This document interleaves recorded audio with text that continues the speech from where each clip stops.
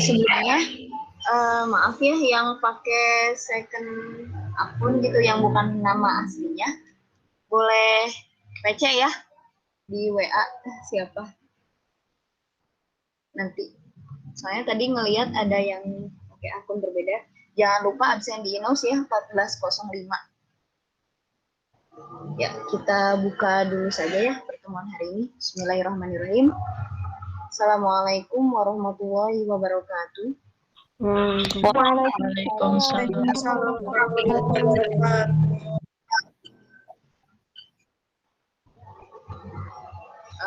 Alhamdulillahirrahmanirrahim. Hari ini kita lanjut perkuliahan bimbingan karir untuk pertemuan ke-7 dengan kelompok 6 yang bertemakan wanita karir. Seperti yang sudah di-share materi juga posternya beberapa hari lalu ya. Kemudian mari kita mulai diskusi perkuliahan hari ini dengan bersama membaca basmalah. Bismillahirrahmanirrahim.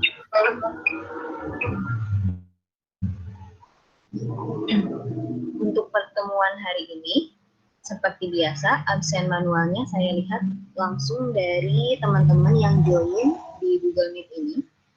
Kemudian nanti apabila saya menyebutkan beberapa nama di WhatsApp group, itu silahkan bilang hadir di room chat ya, hanya nama-nama yang saya mention saja. Kemudian hari ini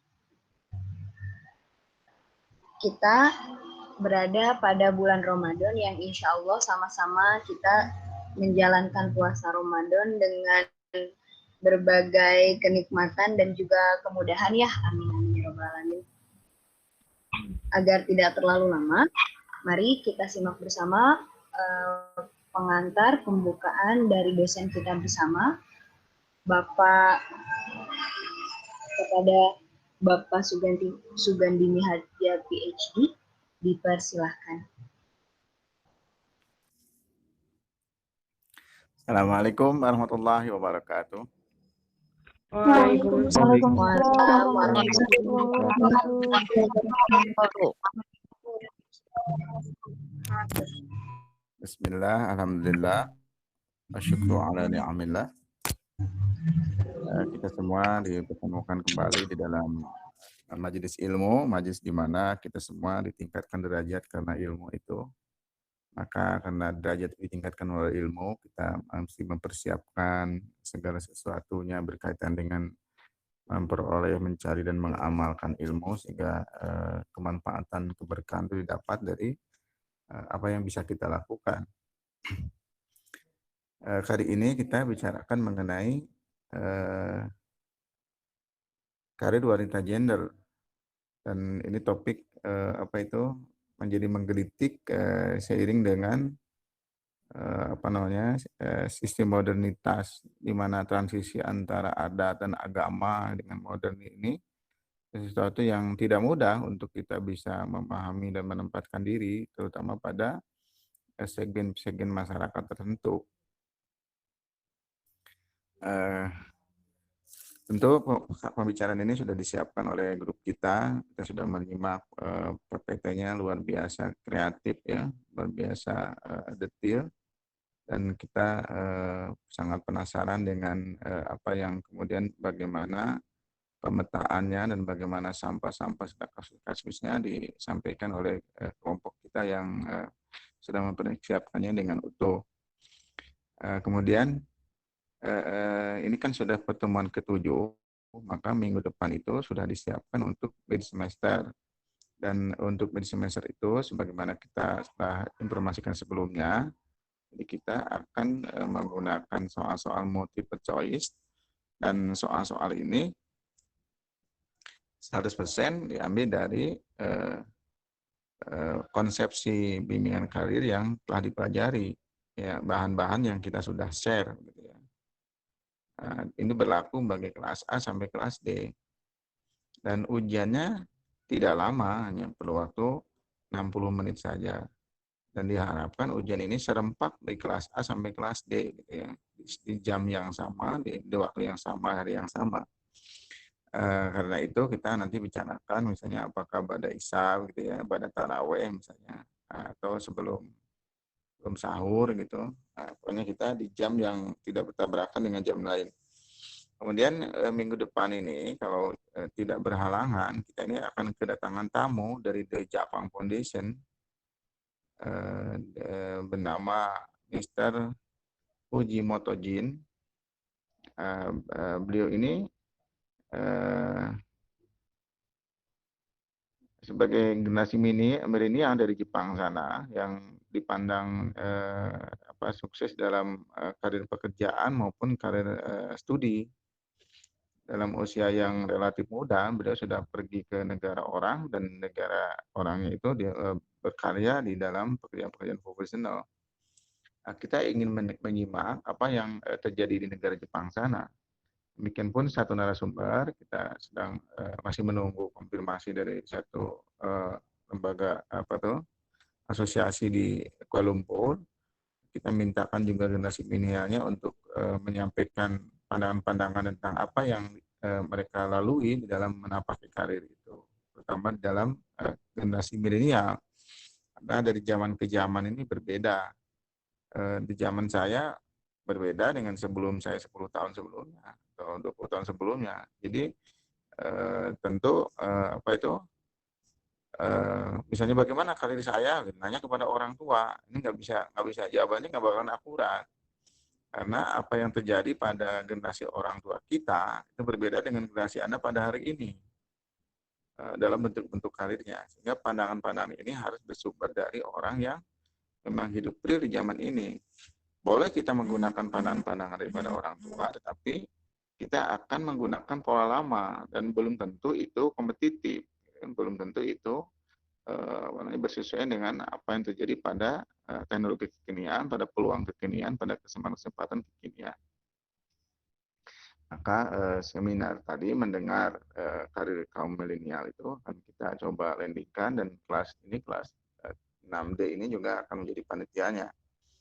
Tapi kita masih menunggu konfirmasi satu lagi. Kalau ini belum, mungkin kita carikan tanggal yang lebih tepat lagi supaya tersinergi antara Jepang sebagai satu negara maju, Malaysia yang di persimpangan antara mereka dengan Indonesia, dan di Indonesia sendiri kita akan cari narasumber lulusan BKI yang sudah berkarir, yang sudah bekerja atau berbisnis, dan kita akan dengar bagaimana pandangan-pandangan mereka di dalam berkarir, sehingga itu menjadi suatu pandangan kita ke depan, apa yang perlu kita bentangkan dalam rangka tahapan-tahapan itu. Demikian saya ingin sampaikan juga terima kasih kepada PJ kita, kepada Kosma kita, kepada yang presentasi, kepada nanti para penanya dan penyimak aktif.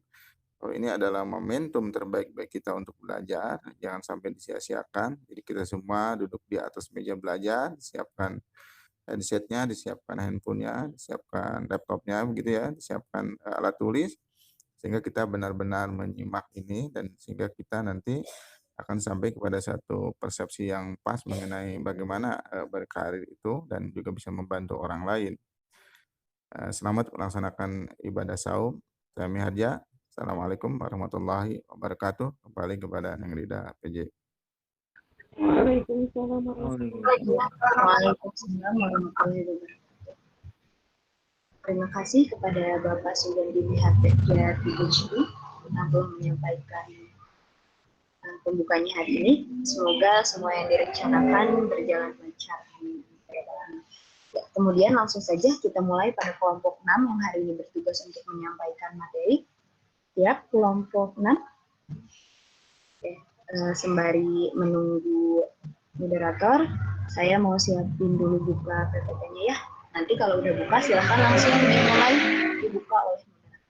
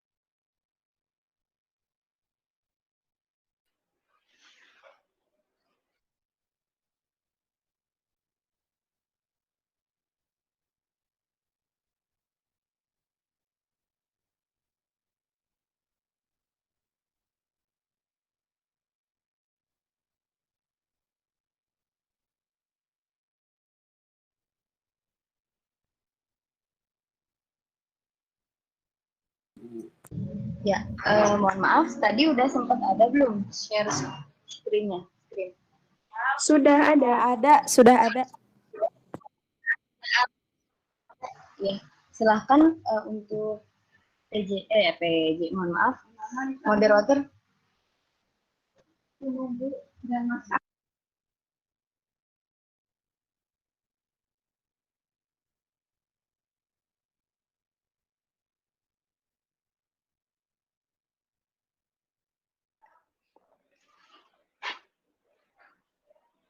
Bismillahirrahmanirrahim. Assalamualaikum warahmatullahi wabarakatuh. Waalaikumsalam warahmatullahi wabarakatuh. Alhamdulillahirabbil alamin wa bihi nasta'inu ala umuri dunya waddin. Wassalatu wassalamu ala asrofil anbiya'i wal mursalin wa ala alihi wa sahbihi ajmain amma ba'd.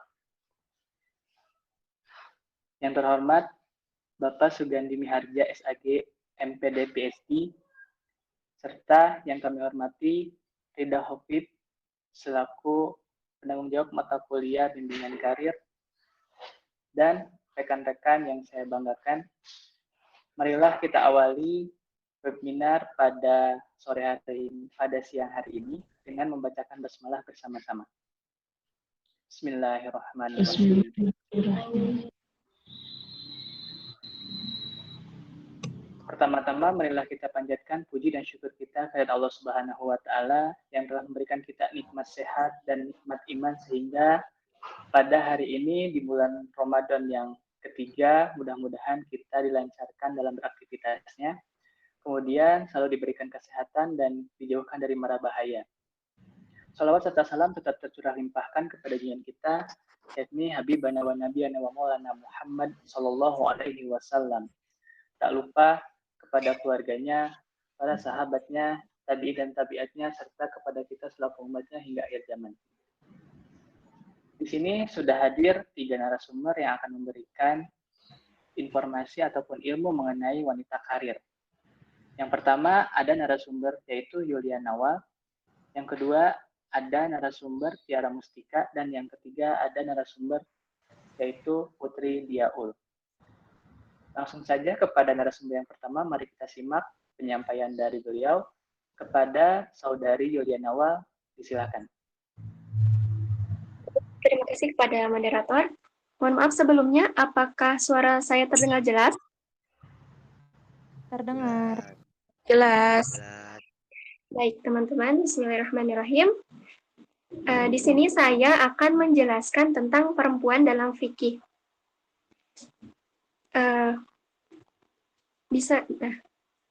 Perempuan dalam fikih.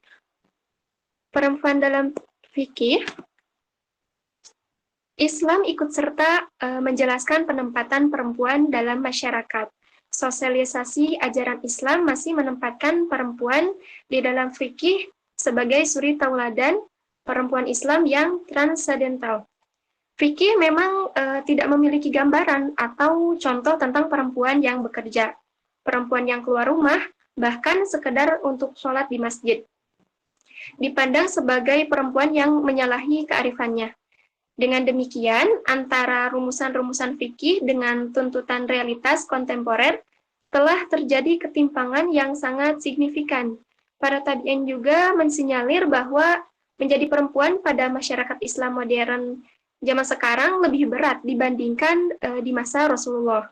Sebaliknya, berperilaku koheren dengan rumusan fikih tidak mengubah keadaannya menjadi lebih baik. Jadi, derajat manusia pada hakikatnya adalah sama di hadapan Allah, sehingga alangkah baiknya apabila laki-laki dan perempuan dapat menjalin kerjasama yang baik tanpa merugikan satu sama lain. Terjadinya kesenjangan antara kedudukan laki-laki dan perempuan dalam fikih merupakan akibat adanya berbagai macam pendapat hukum.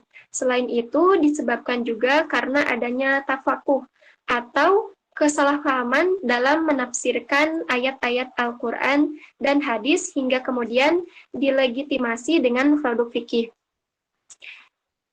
Perempuan dalam fikih secara umum digambarkan sebagai sosok perempuan yang lemah yang harus dilindungi dan diatur. Karena itu, perempuan tidak cocok dengan pekerjaan-pekerjaan berat yang mengandalkan kekuatan fisik ataupun kekuatan nalar.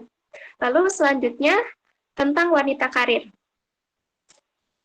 Bisa di slide. Nah, secara definisinya sendiri, di Indonesia, karir merupakan disebut juga sebagai profesionalisme. Karir itu bukan diarahkan untuk mencari nafkah belaka, tetapi juga diartikan sebagai sarana aktualisasi diri. Tidak setiap pekerjaan yang mendatangkan uang atau nafkah disebut karir. Menurut Harvard Collins, karir adalah pekerjaan profesional yang diperoleh karena keahlian seseorang yang memungkinkan adanya jenjang promosi di masa mendatang. Jadi, ketika pekerjaan yang dilakukan tanpa keahlian khusus dan tanpa adanya promosi, itu tidak dapat dikatakan sebagai karir. Karir itu contohnya dengan berkarya, mengekspresikan diri, mengembangkan diri, membagikan ilmu, juga pengalaman, menemukan sesuatu, menghasilkan sesuatu, serta mendapatkan penghargaan adalah bagian dari proses penemuan dan pencapaian kepuasan diri dalam bidang karir. Nah, kebutuhan mengenai aktualisasi diri ini melalui proses profesi ataupun karir merupakan salah satu pilihan yang banyak diambil oleh para perempuan di zaman sekarang. Mengingat makin terbukanya kesempatan yang sama pada wanita untuk meraih jenjang karir yang tinggi. Jadi wanita karir dikatakan sebagai wanita yang berkecimpung dalam kegiatan profesi seperti usaha, perkantoran, dan sebagainya. Karir juga dapat diartikan dengan serangkaian pilihan dan kegiatan pekerjaan yang menunjukkan apa yang dilakukan oleh seseorang untuk dapat hidup. Jadi, dapat disimpulkan bahwa wanita karir adalah wanita-wanita yang menekuni profesi atau pekerjaannya dan melakukan berbagai aktivitas untuk meningkatkan hasil dan prestasinya. Wanita seperti ini tidak seperti kaum wanita pada zaman Siti Nurbaya yang hanya berdiam diri di dalam rumah, merenungi nasib, terhalang oleh tembok, pagar adat, tradisi, dan lain sebagainya. Wanita karir adalah wanita yang sibuk, wanita pekerja yang waktunya lebih banyak dihabiskan di luar rumah daripada di dalam rumah. Lalu ada tiga faktor yang menyebabkan karir wanita akan menjadi haram. Faktor pertama yaitu berkhalwat atau berduaan dengan laki-laki non-mahram, terbukanya aurat ketika sedang bekerja atau berkarir, dan faktor yang terakhir adalah bersentuhan dengan non-mahram. Jadi tidak ada batasan antara laki-laki dan perempuan non-mahram. Ada juga yang menjadi pertimbangan karir wanita, yaitu kelemahan fisik, tugas alamiahnya, yaitu di samping menjadi wanita karir, perempuan juga kan berperan sebagai ibu rumah tangga, sebagai istri, dan juga faktor yang menjadi pertimbangan karir wanita itu adalah etika-etika yang harus dipahami juga ditaati oleh perempuan ketika memutuskan untuk menjadi wanita karir. Nah, berbicara tentang wanita karir, ada 4 profesi yang sesuai dengan fitrah wanita, yaitu karirnya di bidang pendidikan, kesehatan, keperawatan, dan perdagangan. Lalu, wanita karir dalam pandangan Islam itu seperti apa? Nah, jadi wanita karir dalam pandangan Islam itu tidak pernah melarang seorang istri ikut membantu suaminya dalam mencari nafkah, bahkan dianjurkan seperti istri Nabi Muhammad SAW, Siti Aisyah dan Khadijah yang juga membantu Nabi dalam menopang ekonomi keluarganya. Seperti itu. Untuk lebih jelasnya, wanita karir dalam pandangan Islam akan dijelaskan lebih rinci oleh narasumber kita yang kedua. Untuk itu, saya cukupkan. Sekian dan terima kasih. Dikembalikan lagi kepada moderator. Terima kasih kepada narasumber yang pertama yang telah memaparkan mengenai apa sih wanita karir dalam pandangan Islam, kemudian ada pengertian dari wanita karir. Mudah-mudahan kita dapat menangkap apa yang telah disampaikan oleh narasumber yang pertama, yaitu Julia Nawal. Lanjut saja kepada narasumber yang kedua, yaitu Tiara Mustika, yang akan membahas mengenai wanita karir dalam pandangan Islam. Kepada Tiara Mustika, disilakan. Terima kasih kepada Saudara Rahmat. Boleh slide-nya? Sebelumnya suara saya terdengar jelas? Jelas. Jelas. Yang pertama, sebelum kita ke pandangan Islam mengenai wanita karir, yang pertama adalah ada gender. Gender sendiri adalah perbedaan peran, atribut, sifat, sikap, dan perilaku yang tumbuh dan berkembang dalam masyarakat. Kata gender dapat diartikan sebagai peran yang dibentuk oleh masyarakat serta perilaku yang tertanam lewat proses sosialisasi yang berhubungan dengan jenis kelamin perempuan dan laki-laki. Sedangkan kesetaraan gender sendiri merujuk kepada suatu keadaan setara antara laki-laki dan perempuan dalam pemenuhan hak dan kewajiban. Nah, slide selanjutnya yaitu peluang apa saja yang bisa terpengaruhi untuk perempuan yang tadi sudah dijelaskan oleh Saudari Nawal, yaitu ada peluang di bidang pendidikan dan ada peluang di bidang pekerjaan. Sebelum Islam datang, posisi perempuan berada pada strata sosial yang tidak seimbang dibandingkan dengan strata sosial laki-laki. Selama berabad-abad, kaum perempuan terus-menerus berada di bawah dominasi kaum laki-laki. Di Indonesia sendiri, kesetaraan gender disuarakan sejak tahun 1960-an, dan isu ini menjadi bagian dari fenomena dan dinamika masyarakat Indonesia yang membuat posisi kaum perempuan semakin membaik. Nah, diantaranya peluang dunia pendidikan bagi perempuan semakin besar. Hampir semua jenjang pendidikan bisa dimasuki oleh perempuan. Hampir-hampir tidak ada lagi ditemukan pendidikan khusus bagi laki-laki, kecuali pendidikan di pesantren. Semua jurusan, program studi yang disediakan mulai dari humaniora sampai dengan teknik mesin bisa dimasuki setiap orang tanpa membedakan jenis kelamin. Hal ini membuat peluang tersebut secara tidak sengaja memberi peluang untuk para perempuan bisa bersaing dalam memperoleh lapangan pekerjaan. Hal ini karena pendidikan yang dianggap sebagai label untuk memperoleh pekerjaan telah membuat sejarah baru dalam kehidupan modern. Nah, selanjutnya wanita karir tadi sudah dijelaskan oleh Teh Nawal. Saya izin mengulang, yaitu wanita karir itu berarti wanita yang memiliki pekerjaan dan mandiri secara finansial, baik kerja pada orang lain atau punya usaha sendiri. Ia identik dengan wanita yang pintar dan perempuan modern. Lalu, di dalam agama Islam, perempuan adalah makhluk yang dimuliakan. Maka dari itu, Islam sangat menjaga hak-hak perempuan, apakah itu hak untuk memperoleh pendidikan, hak untuk memperoleh pekerjaan, ataupun berkarir.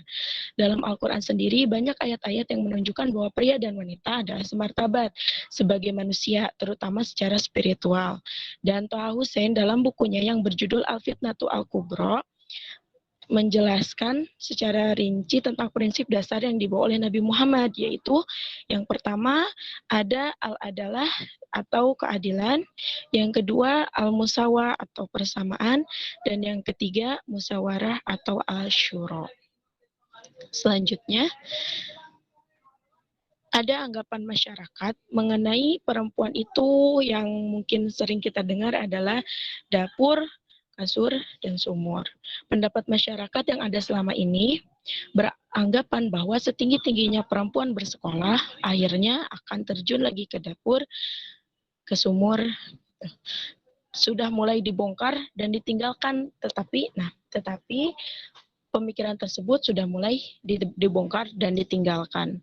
Pekerjaan dapur tidak lagi dipahami dalam arti kerja yang khusus untuk perempuan seperti memasak, mengasuh anak, dan lain-lain. Dapur sudah mengalami pergeseran penafsiran dengan memasuki penafsiran metafora, yakni kewajiban membantu ekonomi keluarga dan membantu membiayai rumah tangga.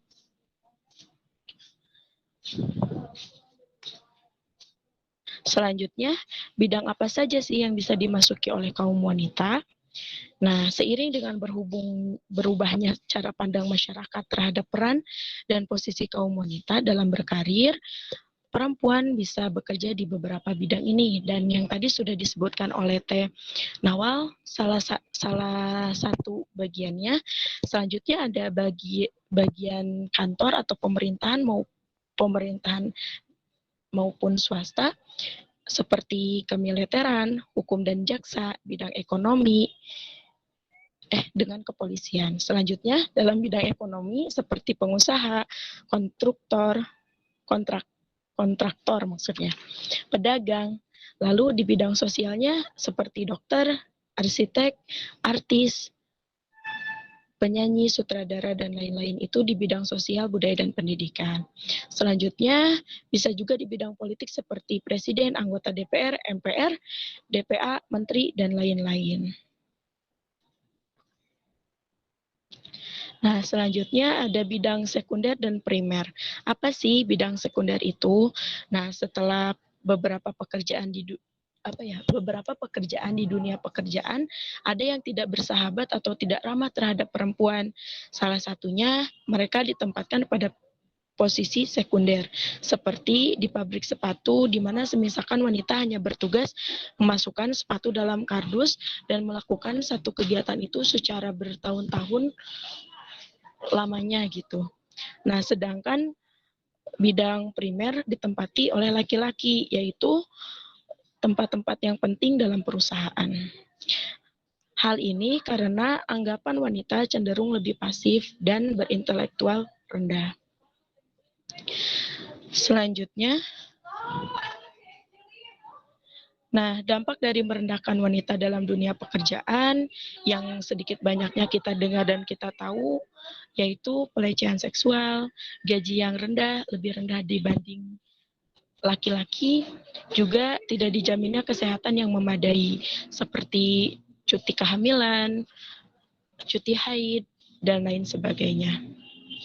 Nah, selanjutnya ada wanita karir dengan rumah tangga. Yang pertama, wanita karir dengan anak. Salah satu tips untuk seorang ibu yang memiliki wanita karir yang memiliki anak, tetap bisa memberikan memberikan pendidikan terhadap anaknya. Salah satunya memberikan teladan yang positif. Yang keduanya, anak tumbuh lebih mandiri. Itu adalah plus dari ketika wanita berkarir bisa mendidik anak dengan baik dan benar. Selanjutnya, bisa terhindar dari resiko depresi dan lebih jarang mengalami masalah perilaku. Juga anak bisa mengendalikan masalah. Nah, yang terpenting adalah memastikan anak dalam pengasuhan yang tepat. Ketika wanita karir, yang di sini yang dimaksud tadi untuk membantu suaminya, tetapi tetap melakukan kewajibannya juga yang selanjutnya untuk suami gitu, seperti bertukar posisi tapi tidak lupa kodratnya, di mana semisalkan wanita boleh berperan dominan. Misalkan karena suaminya tidak bekerja, maka diperbolehkan istrinya untuk membantu, tetapi tidak lupa terhadap kodratnya. Lalu ada 3 faktor yang harus dipertimbangkan tadi. Yang pertama ada kelemahan fisik, ya tadi sudah dijelaskan oleh Teh Nawal. Ada tugas alamiahnya, dan yang ketiga ada etika yang harus ditaati. Slide terakhir, yaitu ada hukum ikhtilat, yang dimana sangat berbahaya hukum ini, yaitu yang dimana perempuan bekerja itu tidak seperti tadi, misalkan berada di tempat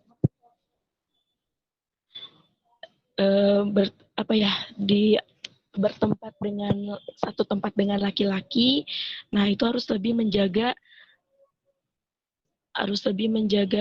kodratnya gitu. Harus bisa menjaga, karena dalam Quran surat Al-Isra juga, dan janganlah kamu mendekati zina, itu sungguh suatu perbuatan keji dan suatu jalan yang buruk. Dimana sangat harus hati-hati gitu ketika wanita bekerja, tetapi dia tetap harus bisa menjaga dirinya gitu. Seperti yang tadi sudah diberitakan oleh Teh Nawal, ada beberapa pekerjaan yang cocok untuk wanita gitu. Untuk yang terakhir, kesimpulan dari materi ini, Islam adalah agama yang sangat fleksibel dan mengerti terhadap perempuan, namun tetap mempunyai aturan mainnya sendiri, di mana wanita karir dalam Islam memang diperbolehkan asalkan mendapatkan izin dari suami dan bekerja untuk membantu keluarga. Ini akan jadi sebuah kegiatan yang menyenangkan apalagi didasari oleh ibadah. Jadi ketika permintaan izin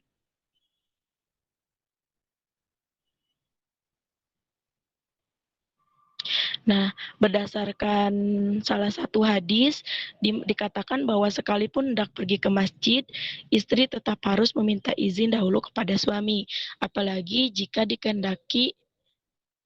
hendak pergi bekerja. Namun, wanita karir yang biasa bekerja di luar rumah tidak perlu meminta izin kepada suami setiap kali ia hendak pergi keluar untuk bekerja.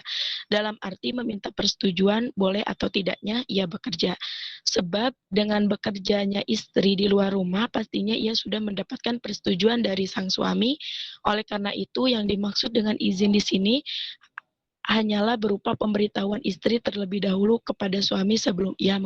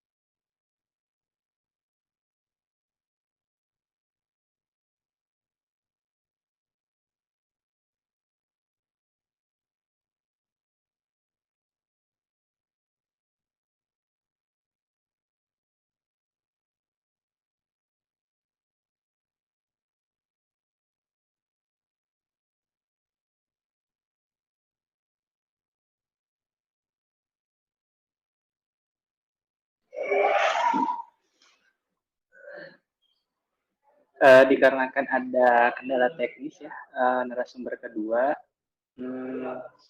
sedang ada kendala di sinyal sehingga beliau keluar. Baik, ditunggu saja sekitar 2 menitan untuk melanjutkan pemaparan materi yang telah disampaikan.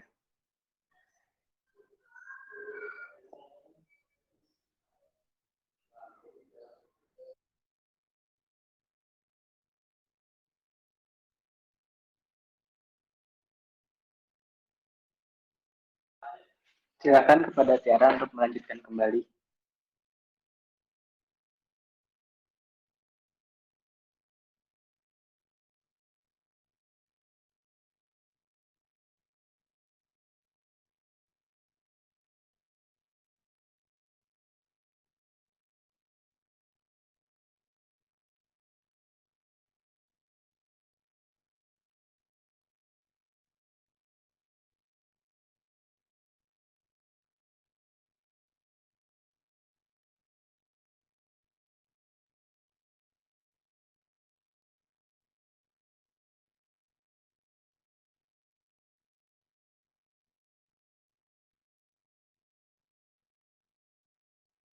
Sepertinya masih terjadi kendala. Langsung saja kepada narasumber yang ketiga, kepada Putri Diaul untuk memaparkan peran ganda dalam momen karir. Kepadanya disilahkan. Ya, terima kasih Rahmat selaku moderator. Bismillahirrahmanirrahim. Sebelumnya teman-teman, suara saya terdengar jelas tidak? Jelas. Terdengar jelas. Oke, alhamdulillah. Semoga pada siang hari ini teman-teman semua masih semangat ya. Dan juga semangat puasanya teman-teman, lebaran tinggal 27 hari lagi. Alhamdulillah cepet ya waktu teh. Oke, kita langsung aja pada bahasan selanjutnya. Masih mengenai wanita karir ya. Namun bahasan kali ini adalah mengenai kebermaknaan hidup dan konflik peran ganda pada wanita karir yang berkeluarga. Nah, sebelumnya saat ini wanita telah memperoleh pendidikan dan kesempatan bekerja yang sama dengan pria ya. Terus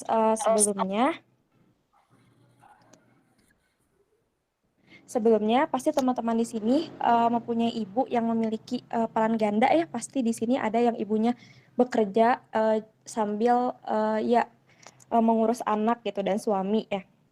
Nah, mungkin kalian bisa lihat sendiri ya betapa struggle-nya gitu mempunyai ibu yang berperan ganda gitu. Tidak mudah sebenarnya. Dan juga tak jarang terdapat persoalan gitu yang menimpa seorang wanita karir tersebut gitu.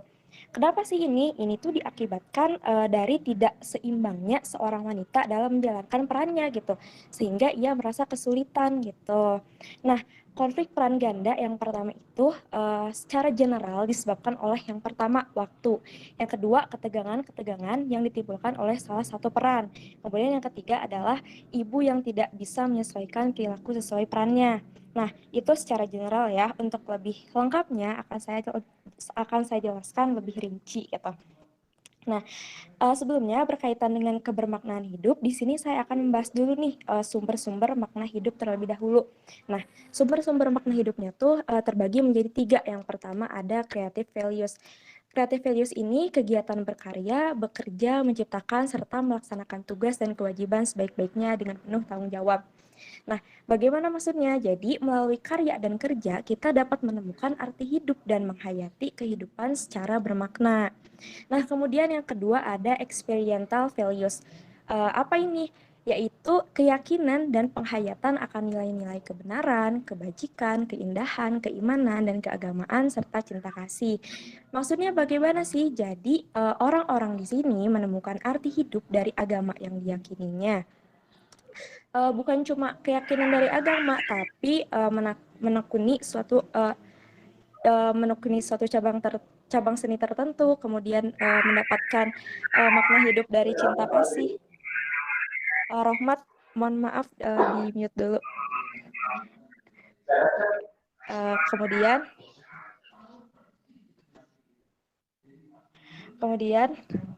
yang terakhir ada attitudinal values. Nah, apa sih attitudinal ini? Ini adalah menerima ketabahan, kesabaran, dan keberanian segala bentuk penderitaan yang tidak mungkin dielakkan lagi gitu. Jadi di sini perlu dijelaskan di sini bahwa dalam hal ini yang diubah bukan keadaannya, melainkan sikap yang diambil dalam menghadapi keadaan itu. Jadi bagaimana orang tersebut dapat menerima takdir yang sudah digariskan gitu dengan tabah dan sabar. Kemudian selanjutnya ada aspek-aspek konflik peran ganda nih. Dibagi menjadi 3 juga. Yang pertama ada time-based conflict. Nah, time-based conflict ini disebabkan oleh waktu, yaitu ketika saya contohkan gini deh, misalkan ada seorang ibu yang bekerja di kantor tuh dari jam 7 pagi sampai jam 6 sore gitu. Dan dia hanya meluangkan sedikit waktu untuk bertemu keluarganya gitu. Dari sana timbullah konflik gitu. Nah, ini salah satu contoh kasus dari time-based conflict. Yang kedua ada strain-based conflict. Yang strain-based conflict ini disebabkan oleh ketegangan, yaitu yang dialami ketika ketegangan yang dihasilkan oleh suatu peran mengganggu peran yang lain. Maksudnya bagaimana? Jadi contohnya tuh ketika si ibu mendapatkan masalah di kantor gitu, beliau ketika pulang meluapkan emosinya kepada suami dan anaknya gitu. Padahal suami dan anaknya sama sekali tidak ada sangkut pautnya gitu dengan masalah tersebut. Tapi karena satu peran ibu yang menjadi wanita karir itu diambil gitu masalahnya ke dalam rumah, itu akan menyebabkan suatu konflik gitu. Nah, kemudian yang ketiga ada behavior based conflict.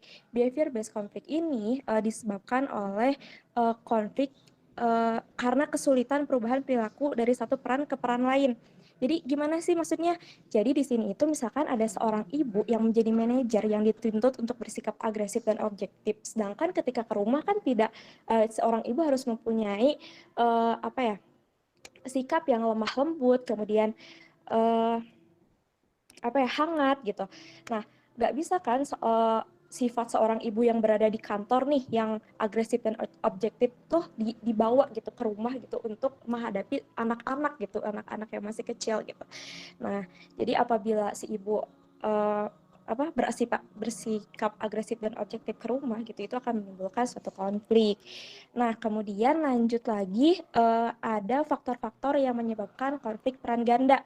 Nah, ini juga terbagi menjadi 3. Yang pertama ada faktor internal.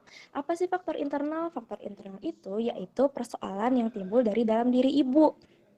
Nah, misalkan nih gini, contoh kasusnya, ada seorang ibu yang dia tuh udah di zona nyamannya tuh, dia tuh seneng banget jadi ibu rumah tangga. Tapi dalam suatu keadaan yang mendesak, misalkan suaminya sakit sehingga tidak bisa produktif lagi, si ibu mulai nih mencari pekerjaan gitu untuk membantu perekonomian keluarga. Padahal si ibu ini udah nyaman banget nih jadi ibu rumah tangga. Nah, biasanya si ibu itu merasa sangat lelah gitu, terutama pada psikisnya gitu. Karena seharian gitu memaksa diri untuk bertahan di tempat kerja gitu. Nah, ini faktor internal. Nah, untuk faktor eksternal ini terdiri dari masalah yang berada di luar di luar psikis ibu gitu. Misalkan galau nih, si ibu ini punya anak kecil, bingung kalau dititipin ke pembantu tuh gak percaya gitu, kalau dibawa ke kantor takutnya malah ganggu gitu. Nah, di sini akan menimbulkan konflik juga gitu. Adanya rasa bersalah gitu terhadap anak, dan kemudian kalau misalkan dibawa ke kerjaan juga tidak akan mengganggu fokus gitu ibu dalam mengerjakan pekerjaan tersebut gitu. Nah, kemudian ini akan membuat si ibu menjadi emosional dan sensitif gitu. Terus kemudian yang terakhir ada faktor relasional. Nah, faktor relasional ini yaitu berkurangnya waktu untuk keluarga karena kesibukan masing-masing. Misalkan gini, si ibu dari jam 7 sampai jam 12 bekerja, si bapaknya jam 12 sampai maghrib bekerja, sehingga kurangnya waktu untuk bertemu, untuk deep talk gitu ya. Jadi ketemunya tuh kayak cuma malam doang, mau tidur doang gitu. Nah, jadi di sana si ibu ini sulit terbuka berbicara kepada suami gitu, kurangnya komunikasi gitu. Nah, sehingga menyebabkan konflik juga gitu. Nah, faktor-faktor tersebut saling berhubungan ya satu sama lain. Jadi wanita itu harus bisa mengatur nih keseimbangan dari faktor-faktor tersebut agar tidak menimbulkan konflik. Nah, ada 2 hal nih yang harus dibina untuk agar konflik itu tidak terjadi, minimal bisa diminimalisir gitu. Yang pertama adalah menjaga komunikasi ya. Bagaimanapun komunikasi adalah kunci gitu ya untuk keberlangsungan rumah tangga yang baik gitu, yang harmonis. Kemudian yang kedua ada dukungan dari keluarga, terlebih dukungan dari suami gitu, anak gitu. Nah,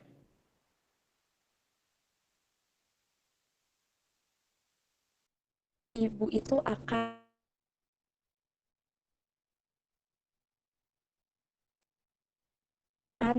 hidup seorang wanita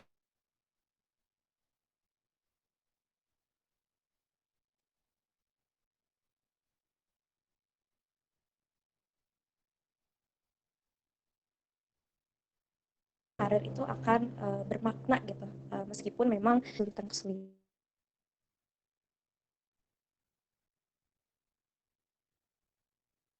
gitu.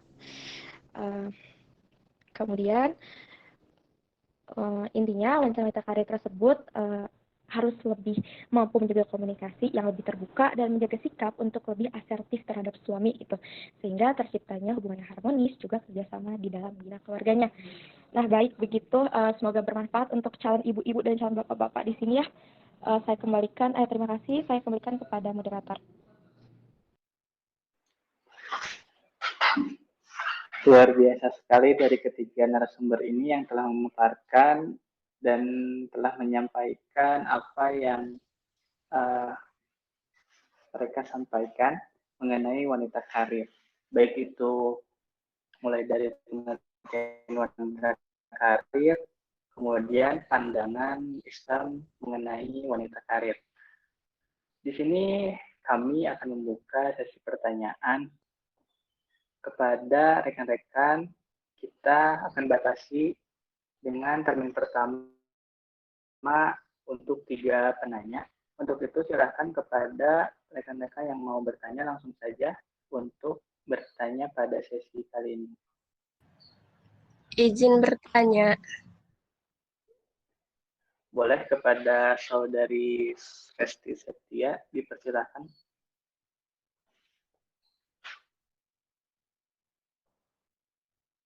Izin bertanya mengenai apa perbedaan karir dan pekerjaan, karena setahu saya seorang ibu rumah tangga itu tidak dianggap pekerja, padahal sejatinya pekerjaan rumah itu dikerjakan oleh ibu rumah tangga gitu. Terima kasih.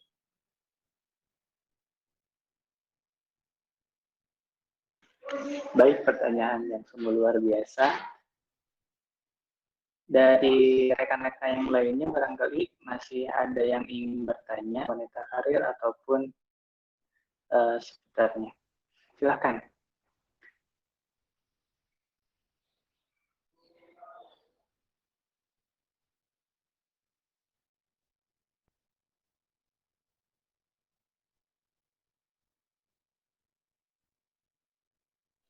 Apabila sampai akhir tidak ada yang menanyakan lagi, kita akan memberikan beberapa pertanyaan kepada rekan-rekan terkait dengan materi yang telah disampaikan oleh narasumber.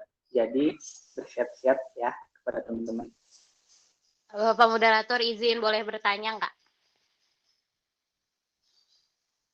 Siap, terima kasih kepada Zafira. Silakan untuk memberikan pertanyaannya. Iya, mau nanya. Kan tadi juga udah dijelaskan ya sama Teh Tiara kalau nggak salah, kalau misalkan banyak perbedaan-perbedaan antara wanita karir dengan para lelaki gitu. Jadi kan even si wanita ini udah mempunyai pekerjaan, kadang wanita ini tuh masih menjadi apa ya? Masih menghadapi perlakuan rasis gitu ya dari para teman-teman kerjanya. Misalkan kayak tadi gajinya yang berbeda, atau misalkan tadi susah untuk cuti hamil, cuti haid dan segala macam, padahal itu kan hak dari seorang perempuan ya. Nah, terus gimana sih cara kita nanti sebagai konselor ataupun misalkan kita nih sebagai perempuan yang ingin berkarir untuk menghadapi perlakuan rasis seperti itu?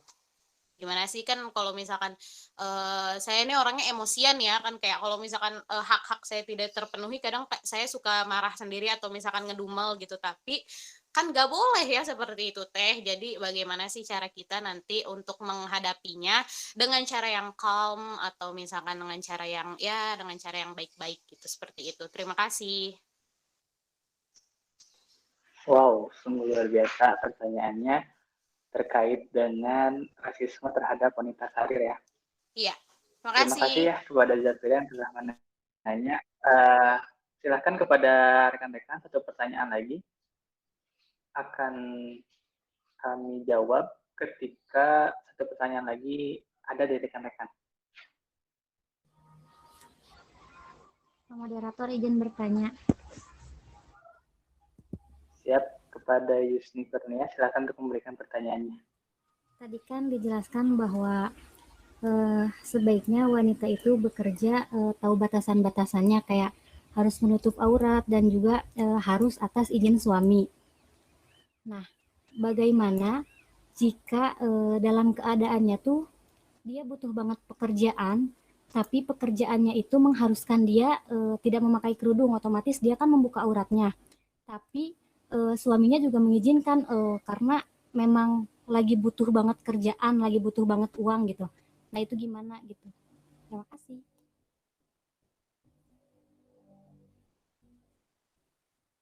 Ya, terima kasih kepada ketiga penanya yang luar biasa. Pertanyaannya sungguh hebat ya, bagus-bagus semua. Dan ini pertanyaan pertama tadi dari saudari Resti Septia akan dijawab oleh narasumber pertama, yaitu Yulian Nawal. Kepada narasumber pertama, Yulian Nawal, disilahkan. Bismillahirrahmanirrahim, izin menjawab pertanyaan dari saudari Resti Septia.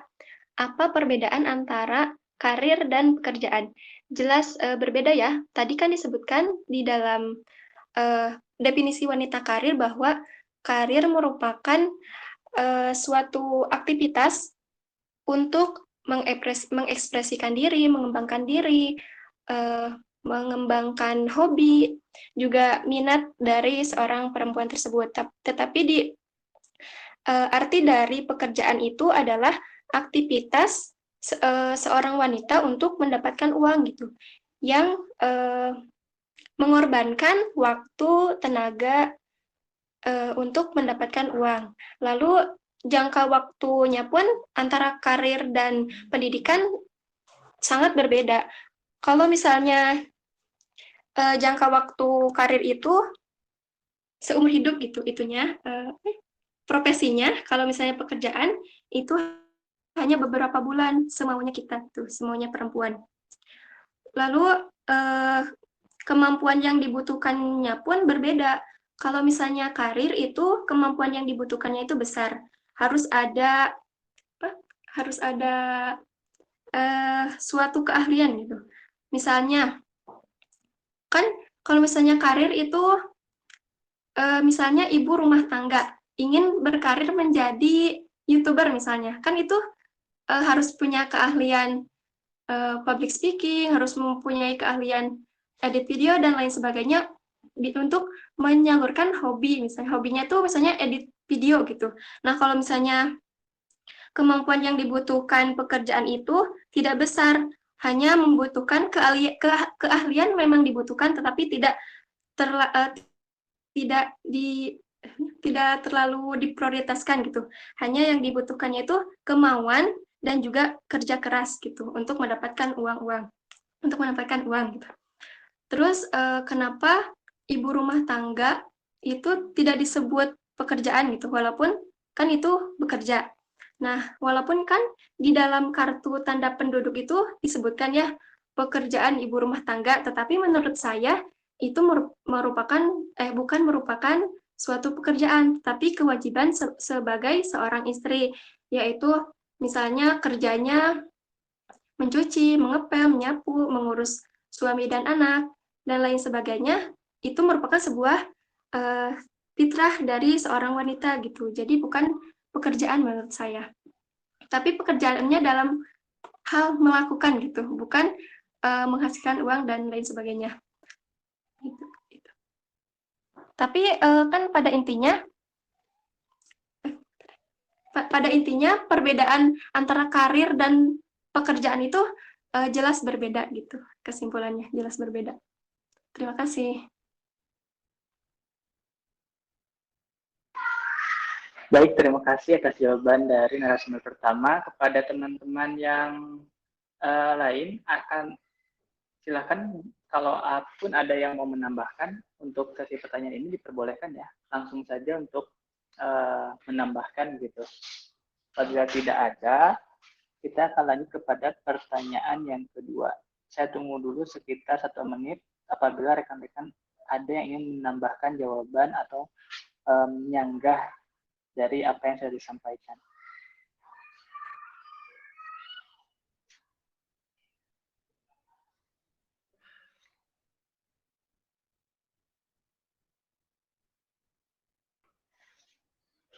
Baik, sepertinya tidak ada. Pertanyaan yang kedua akan dijawab oleh Putri Diaul dan Tiara Mustika. Untuk yang pertama, disilahkan kepada Putri Diaul. Suara saya terdengar jelas tidak? Terdengar jelas. Halo? Jelas tidak? Jelas teh. Jelas. Bun, jelas. Oke. Ya, izin menjawab pertanyaan dari saudari Jafira ya, terkait tips menghadapi rasisme kepada wanita karir gitu. Jadi untuk rasisme itu sudah tertulis gitu ketika kita masuk kerja gitu, ada peraturan dan manajemennya gitu mengenai itu gitu. Jadi itu pilihan seorang pilihan individu gitu, pilihan wanita itu sendiri mau kerja, mau menerima itu atau tidak gitu. Begitu. Terus apabila kita bisa menjaga diri dengan baik gitu, insya Allah tidak akan sampai ya apabila kita bisa menjaga diri dengan baik, kemudian kita bisa menempatkan pekerjaan kita dengan baik gitu, memilih pekerjaan yang baik, insya Allah hal seperti itu tidak akan terjadi gitu. Begitu, barangkali ada yang mau menambahkan.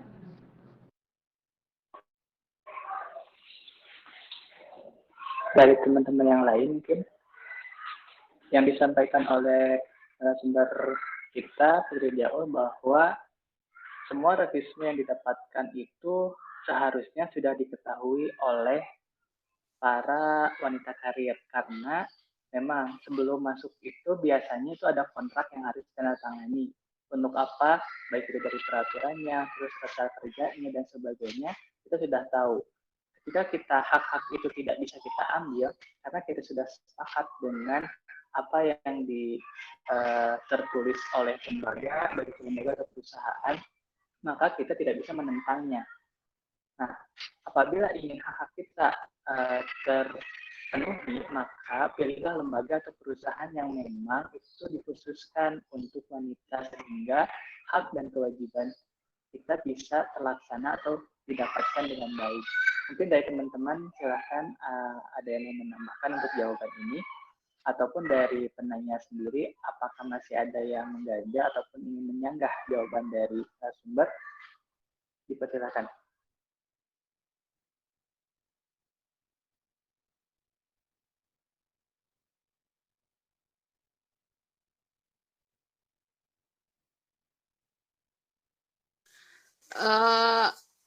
Bapak moderator, maaf,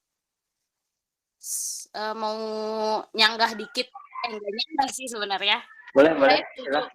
Saya setuju sama jawaban-jawaban yang tadi dijawab sama Putri sama Rohmat ya. Cuman kayak yang misalkan yang saya ingin tanyakan tuh kayak misalkan kita mendapatkan perlakuan rasis tuh dari teman kerja kita sendiri gitu kan. Karena walaupun sudah ada di kontrak, kadang pun ketika kita bekerja tuh ada aja perlakuan rasis dari teman kerja kita. Misalkan kayak yang kita tahu ya, beauty privilege itu tuh selalu ada dimanapun gitu. Kadang kalau misalkan perempuan itu tidak good looking tuh malah disusahkan gitu oleh teman-teman kerjanya sendiri gitu. Terus kalau misalkan kayak misalkan si perempuan ini tuh pengen misalkan kayak naik pangkat atau apa gitu, banyak kasus yang saya tahu nih ya, banyak kasus yang si perempuan itu tuh harus menjilat dulu si bosnya gitu kan. Jadi kayak disusahkan lah intinya si perempuan tersebut gitu. Kalau misalkan kita nanti yang menghadapi hal-hal kayak gitu, itu kayak gimana? Kalau misalkan hal-hal kayak gitu kan nggak ada di kontrak ya. Jadi kayak ketika kita menjalani itu pasti ada hal yang kayak gitu gitu loh. Yang saya ingin tanyakan tuh seperti itu gitu. Terima kasih. Baik. Terima kasih. Silakan pada rekan-rekan ada yang ingin menyampaikan pendapatnya mengenai hal ini, biar apa yang ditanyakan oleh Zafira ini bisa terjawab dengan baik.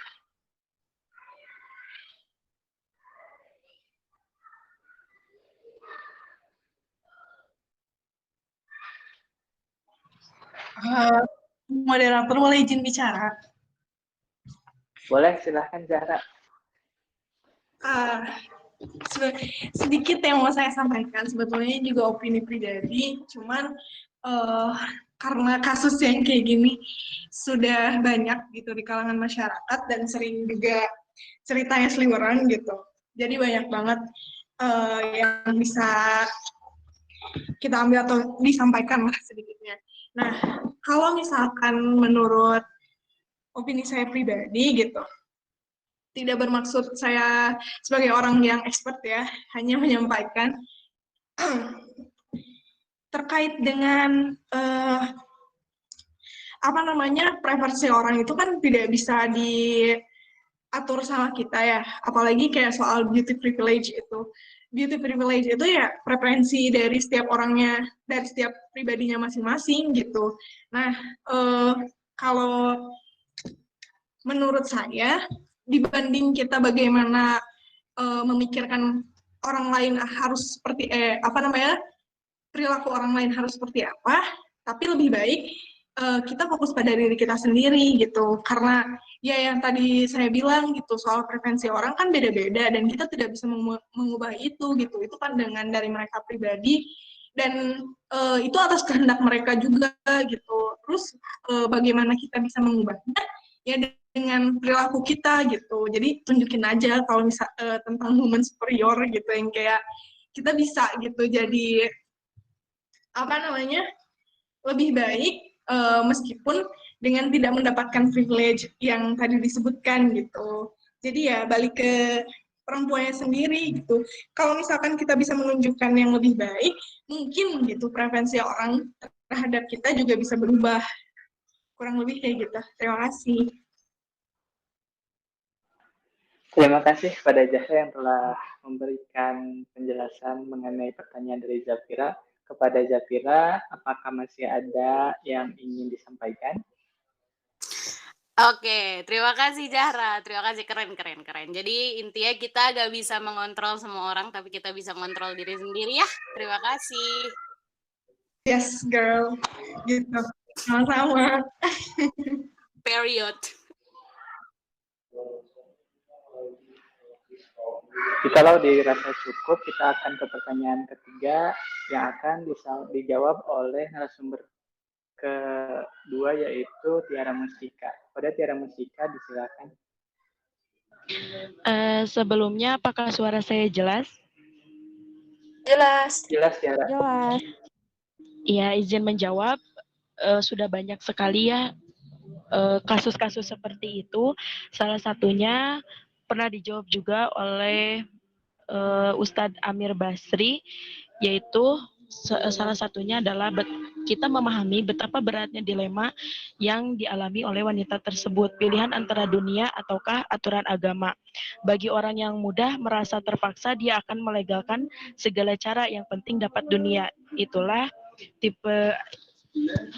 Dan yang terpenting yang harus diperhatikan lagi, seperti dalam salah satu hadis riwayat Ahmad Tirmizi yang disahihkan oleh Albani, yaitu inna likulli ummatin fitnatan wa fitnatu ummati mal. Setiap umat memiliki ujian, dan ujian terbesar bagi umatku adalah harta.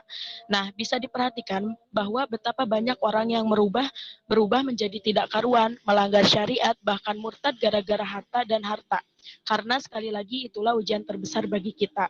Maka yang perlu kita tekankan adalah rezeki 100% dari Allah. Inilah konsep yang selayaknya kita tanamkan dalam diri kita, sebagaimana yang Allah tegaskan dalam Al-Quran, surat Al-Hud ayat 6, yang artinya tidak ada satupun makhluk yang hidup di muka bumi ini kecuali rezekinya ditanggung oleh Allah. Dan ayat lain, Quran surat Al-An'am ayat 151, janganlah kalian membunuh anak kalian karena kondisi miskin.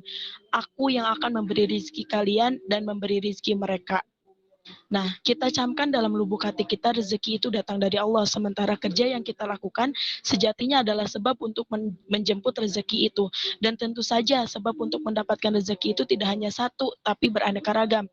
Barangkali perlu kita sadari, tidak mungkin Allah simpan sebagian rezeki salah satu seorang hambanya, sementara dia hanya bisa memperolehnya dengan cara yang haram. Atau dengan kata lain, tidak mungkin ada bentuk rezeki yang menjadi jatah seseorang yang hanya bisa diperoleh dengan melakukan pelanggaran syariat. Karena jika demikian berarti Allah telah menzolimi hambanya. Karena itu rezeki Allah pasti bisa diperoleh dengan cara yang halal, tanpa harus menerjang aturan syariat. Orang-orang yang kurang paham prinsip ini, dia akan beranggapan bahwa banyaknya rezeki murni akan ditentukan oleh upaya dan usahanya saja. Akibatnya, dia akan lebih bersandar kepada kemampuannya daripada kepada Allah. Dia akan berusaha mengambil peluang apapun agar pemasukannya bisa lebih besar, tanpa peduli aturan kanan kiri. Tak heran jika dia beranggapan, jika saya menuruti apa kemauan syariat, saya gak bakal dapat peluang kerja. Disitulah dunia lebih penting bagi dia daripada aturan syariat. Berbeda dengan orang yang memahami prinsip rezeki ini, ketika dia harus mengalami kegagalan karena peluang yang ditawarkan bertentangan dengan aturan syariat, akan muncul dalam dirinya bahwa Allah pasti akan memberikan ganti usaha yang lebih baik. Dengan demikian, keyakinan semacam ini, kita akan semakin waspada mencari rezeki. Kalaupun terjadi kegagalan spontan, dia akan segera berharap kepada Allah Subhanahu wa Ta'ala. Nah,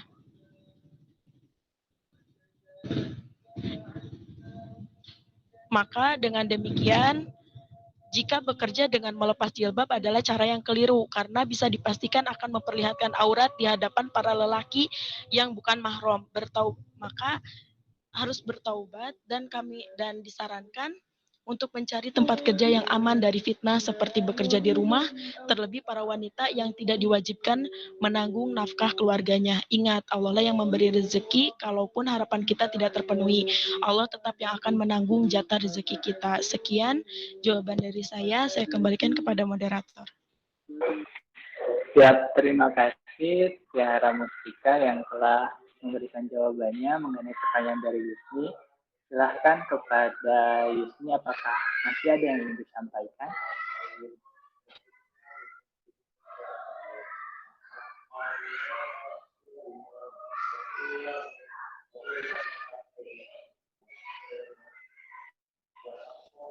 Halo, Yusni Kurnia, apakah masih ada yang ingin disampaikan?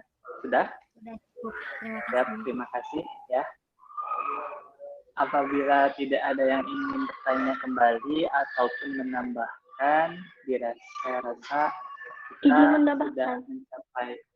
Oh, boleh, silahkan kepada Yulia Nawal ya. Yulia Nagil. Jika ingin menambahkan, silahkan.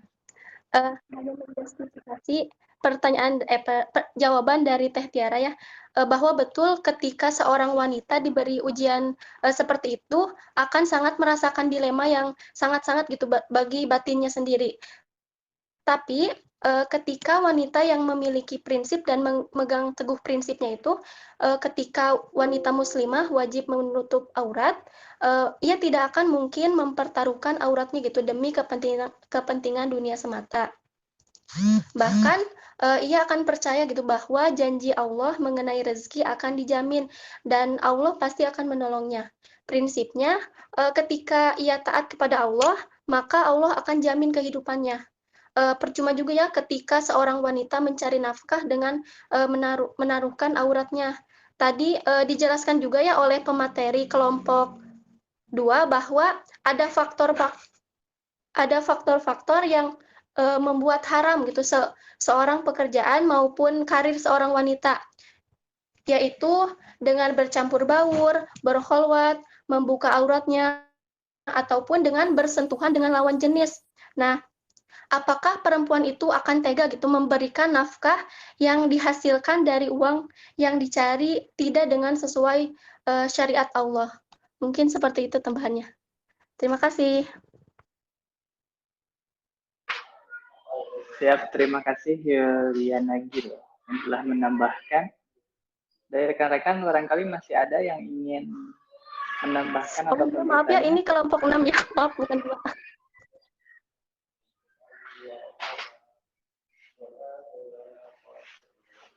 Jika tidak ada, maka mohon maaf.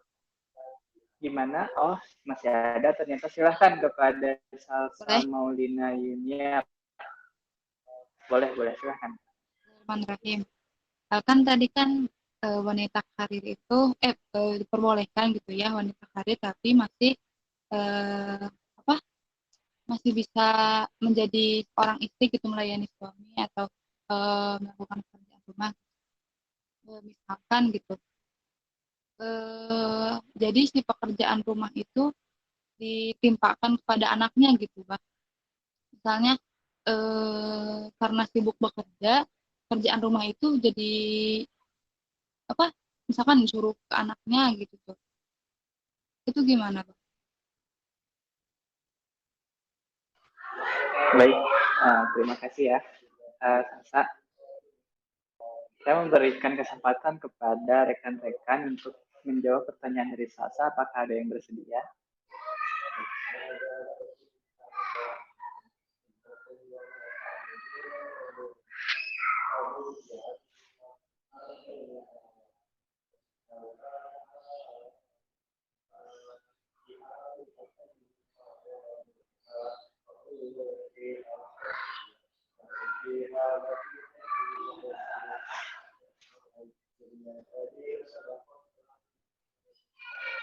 Rekan-rekan, apakah ada yang mau menambahkan untuk pertanyaan dari saudari Salsa?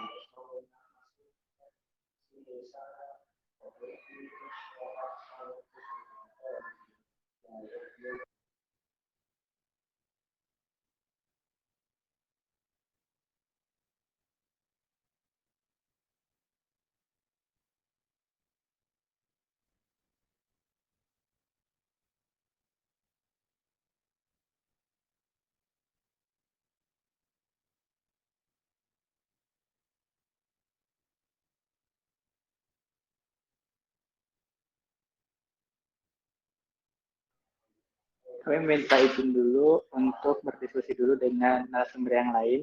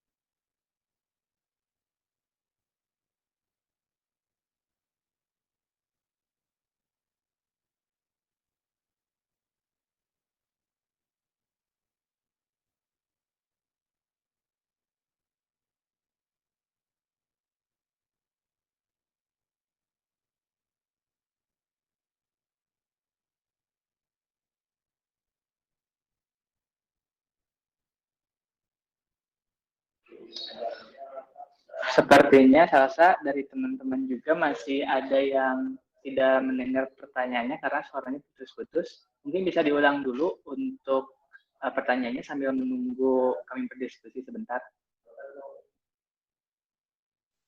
Oh iya. Jelas nggak sekarang?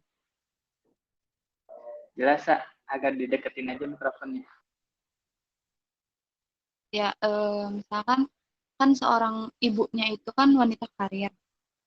Lalu misalkan saking sibuknya gitu, seorang ibu itu tuh jadi kurang memperhatikan seorang suaminya dan anaknya gitu ya.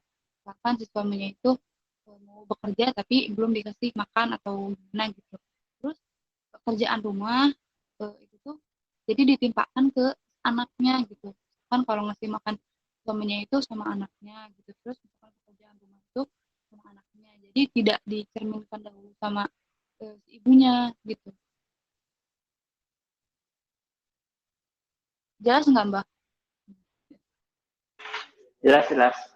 Jadi pertanyaannya, semua pekerjaan yang seharusnya dikerjakan oleh seorang ibu atau seorang istri untuk suaminya dikerjakan oleh anaknya dikarenakan Iya gitu. si istri ini bekerja saking sibuknya tidak bisa mengurusi hal-hal di rumah tangga tersebut begitu ya, sehingga berakibat kepada semua pekerjaannya dilimpahkan kepada anaknya. Nah, saya ingin menjawab pertanyaan ini. Sekiranya tidak ada komplain ataupun hal yang dari suami inginkan, umpamanya suaminya masih oke-oke saja, tidak ada larangan untuk berhenti bekerja, ya teruskan saja untuk bekerja, dan kepada anak, itu si anak itu kan harus bisa membantu orang tuanya. Mungkin dengan hal inilah salah satu anak berbakti kepada orang tua, melihat dengan situasi dan kondisi baik itu dari segi ekonomi maupun lingkungan di rumahnya, hal ini akan menjadi suatu kebijakan. Ini adalah sebuah kebutuhan yang harus terpenuhi. Apabila istrinya tidak bekerja ataupun suaminya melarang, maka akan berdampak kepada misalnya dari ekonominya akan menurun secara drastis, sehingga nanti di rumah misalnya tidak bisa menghidupi kebutuhannya, baik kebutuhan pokok ataupun primernya. Nah, selama suaminya tidak ada masalah dengan hal itu, ya kenapa tidak? Kenapa tidak apabila ada masalah dari suaminya dan komplain sehingga disuruh untuk keluar, maka kita harus patuh kepada suami. Begitu ya, Sasa. Mungkin dari teman-teman ada yang mau menambahkan? Bapak moderator izin mau menambahkan sedikit Saya ya. Boleh. Iya, Zafira dan Sri Mutiara dulu. Yang pertama Zafira dulu ya, nanti langsung lanjut ke Tiara. Silahkan Zafira. Iya, mau menambahkan sedikit aja, kayak saya setuju sama apa yang tadi Rohmat sampaikan, sama saya mau menekankan sedikit ya.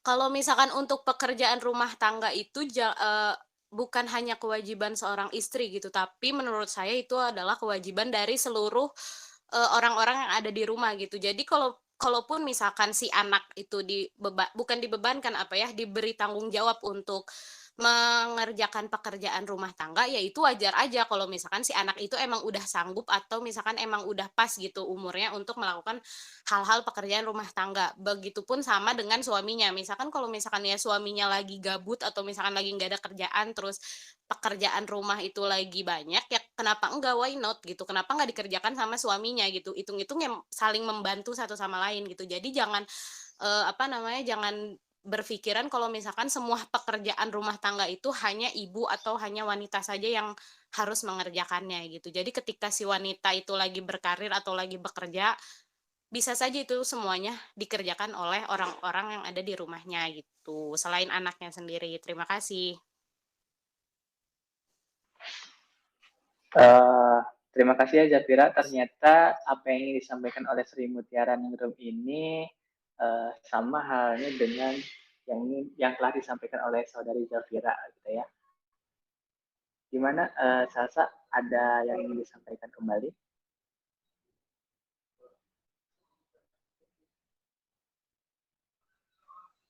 Iya, Abah. Jelas. Terima kasih. Baik, alhamdulillahirrahmanirrahim. Pemaparan materi baik dari narasumber 1 sampai narasumber ketiga dan sesi pertanyaan telah selesai.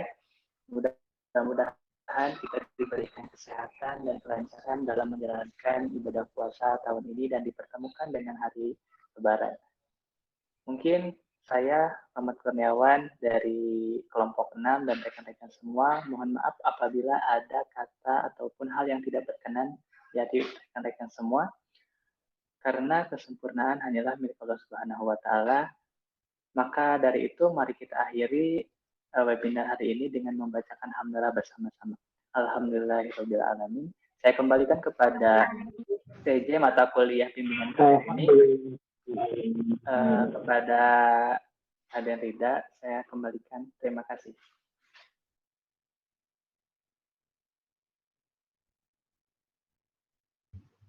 Ya, alhamdulillah. Diskusinya sangat interaktif ya. Sepertinya juga pembahasan kita pada sore hari ini, menjelang sore ini sudah sangat banyak yang dijawab insya Allah. Kemudian mungkin untuk teman-teman yang nanti ke depannya kalau pakai akun lain boleh PC-PC ya biar nggak kebingungan. Terima kasih kepada teman-teman yang udah partisipasinya sangat-sangat keren hari ini, meskipun di tengah hari Ramadan pula, tapi semangatnya tetap membahana. Alhamdulillah, terima kasih. Mungkin cukup sekian yang bisa saya sampaikan. Kurang lebihnya mohon maaf. Insya Allah kita ketemu lagi nanti untuk UTS ya, seperti yang tadi sudah sedikit dijelaskan oleh Bapak. Nanti pastinya akan ada info lanjutan. Terima kasih. Mungkin kita cukupkan saja ya, teman-teman. Iya, Iya. Ya udah. Akhir kata, Assalamualaikum warahmatullahi wabarakatuh. Waalaikumsalam warahmatullahi wabarakatuh. Makasih Bibi. Terima kasih kelompok berapa ini? Jadi kelompok 6A.